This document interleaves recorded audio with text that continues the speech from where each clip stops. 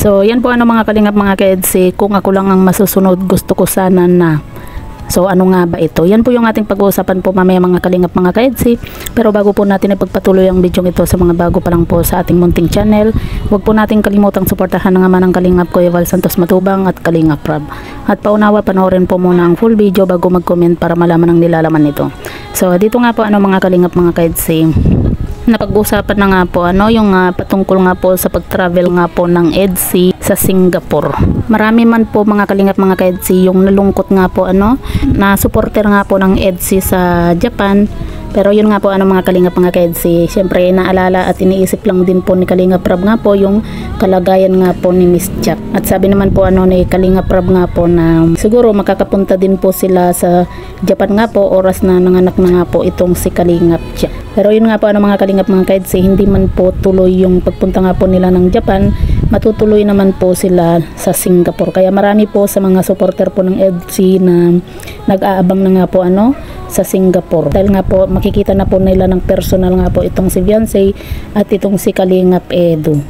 At yun nga po napag-usapan din nga po mga kalingap at natanong din po ni Kalingap Rab nga po dito kay Beyonce kung sakasakali po na itong si Beyonce nga lang daw po yung masusunod, ay gusto po niyang sumama nga po talaga or gusto po niya talagang mag-travel nga po sa Singapore. Pero nabanggit din po ni Kalingap Rab nga po na kumbaga sure na po yung kanilang pag-travel, pero hindi pa po alam kung papayagan nga po itong si Beyonce ng kanyang mga magulang.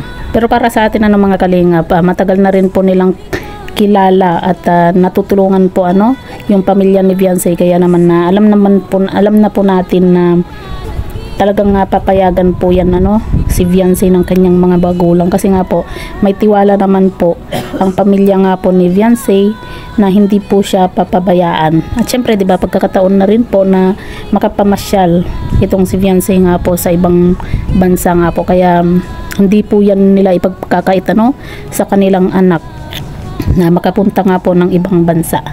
Kasi gaya nga po ng sinabi nga po ni Beyonce na kung siya yung masusunod, gusto po talaga niya na makapag-travel nga po sa Singapore.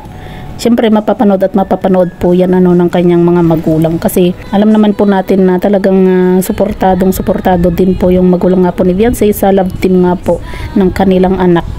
At tiwala naman po sila dito kay Kalingap Edu nga po At ayun nga po mga kalingap mga ka-EDSI, sana nga po talagang tuloy na po, kasi syempre marami na rin po yung nag-aabang na mga supporter po ng EDSI sa Singapore nga po dahil